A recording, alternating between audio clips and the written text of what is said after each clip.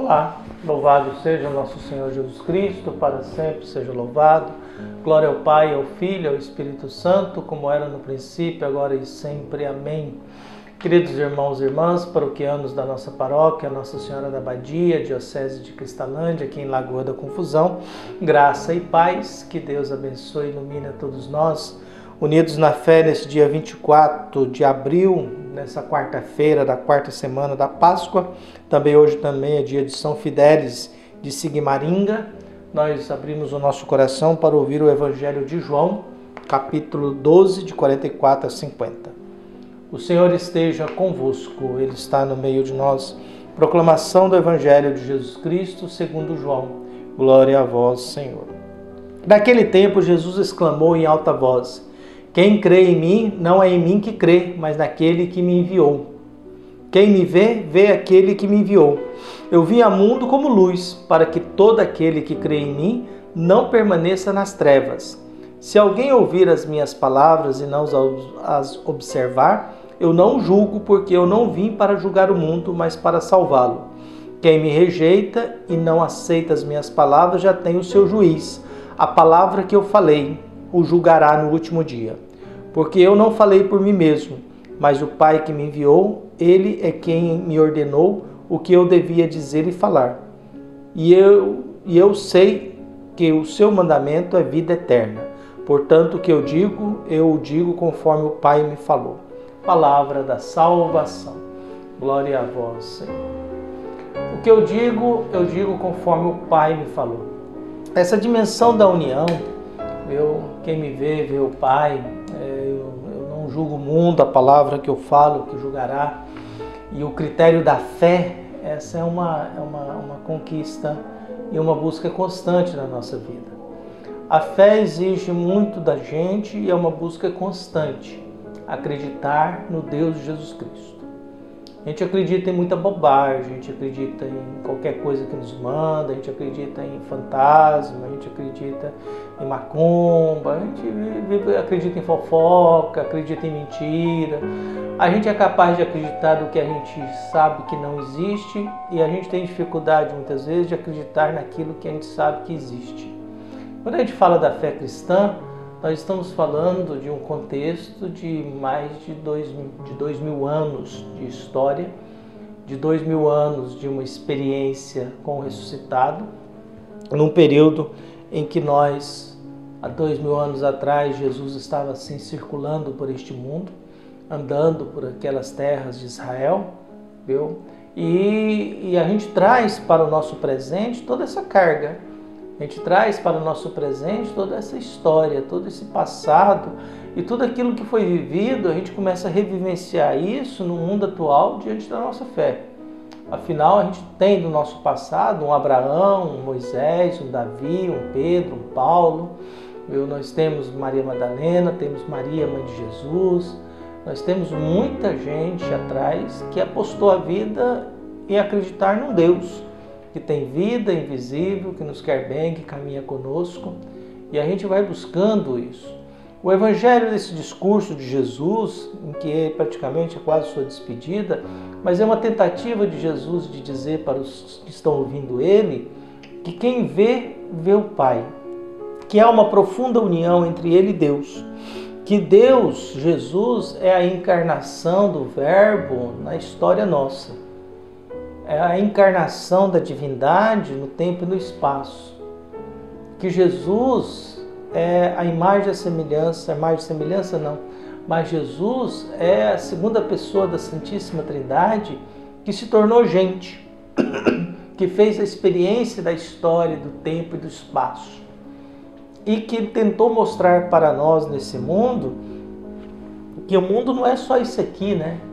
Que o mundo não é só essa realidade. E Jesus se apresenta como luz. Para quê? Para que quem crer nele não viva nas trevas. Quando a gente começa a ler a Bíblia, a primeira coisa que Deus diz é: faça-se a luz. Em outras palavras, o que Deus está dizendo? Que vamos colocar ordem no caos. Viver nas trevas é viver desorientado, sem saber onde está, sem saber para onde ir, sem saber de onde veio. é viver mergulhado na desorientação, na desordem, no caos. Para os gregos, o caos é aquela experiência de uma queda que não tem fim. Às vezes a gente está dormindo, a gente tem alguns pesadelos, a gente tem um sonho de queda, de cair, né? Aquela sensação é o caos. É o caos de que eu estou caindo e eu não tenho nada para me segurar. E aquela experiência de que aquele trem não tem fim. Por isso nós vivemos essa desordem na vida. E Jesus vem como luz para que a gente possa colocar ordem na vida, que a gente saia do caos, a gente saia das trevas. E é claro também que Jesus tem plena consciência que alguns não acreditam nele. Mas como ele não veio para julgar, a palavra dele é o juiz. A palavra de Jesus é o juiz para cada ser humano. Por quê? Porque é aquilo que Jesus oferece. Eu vim para que todos tenham vida, vida em abundância. Mas o que Deus quer é que todos tenham a vida eterna. O que Deus quer através de Jesus é que a gente não fique só aqui, que haja algo além daqui. Apesar que é importante viver aqui, é bom viver aqui, não é ruim não. Se não fosse assim, eu preferia muito mais não cuidar da saúde para morrer logo. Mas se a gente cuida da vida, se a gente cuida do corpo, cuida da saúde, cuida da fé, da espiritualidade, é porque tem alguma coisa aqui que vale a pena. Não obstante o alto índice de suicídio que está aumentando no mundo todo, que é o ser humano que entrou em colapso total. Por isso nós nos alimentamos do Evangelho de Jesus Cristo. Eu e o Pai somos um. Quem me viu, vê o Pai. As obras que eu faço revelam quem eu sou. A minha atitude, meu modo de agir, que é. Por isso muitas vezes a gente precisa se perguntar o que eu falo e o que eu faço. Há uma comunhão entre aquilo que eu falo e faço?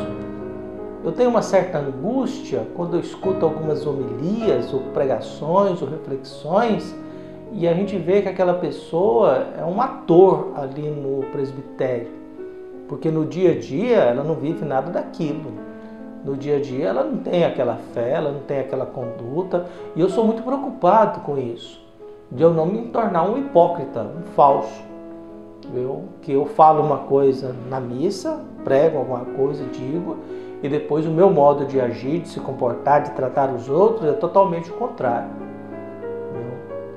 Eu gosto muito do mundo da crítica, né? Eu acho que a crítica ela é muito saudável e é necessário, porque criticar é a gente poder abrir os olhos, é a gente tirar das trevas, é a gente abrir a mente, o coração para compreender. Por isso a necessidade, muitas vezes, da gente fazer certas observações e fazer crítica. Antigamente a Bíblia falava da correção fraterna, né? A gente não pode corrigir mais ninguém, porque pode ser considerado como... pode gerar até processo, né?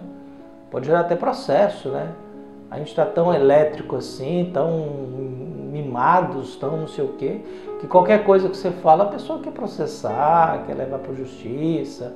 E como o sistema judiciário ele não é mais imune, ele sempre está politizado e depende muito da subjetividade, dos interesses do juiz, não existe mais objetividade, a subjetividade no sistema judiciário ele é muito forte. A contaminação política ela é muito forte, a vaidade de querer aparecer ela é muito forte. A gente perde também a segurança naquilo que a gente chama de justiça como instituição, né? Quando a gente vê que o próprio sistema de justiça, de segurança, acoberta crimes, como acontece no Rio de Janeiro, a gente fica sem segurança nenhuma.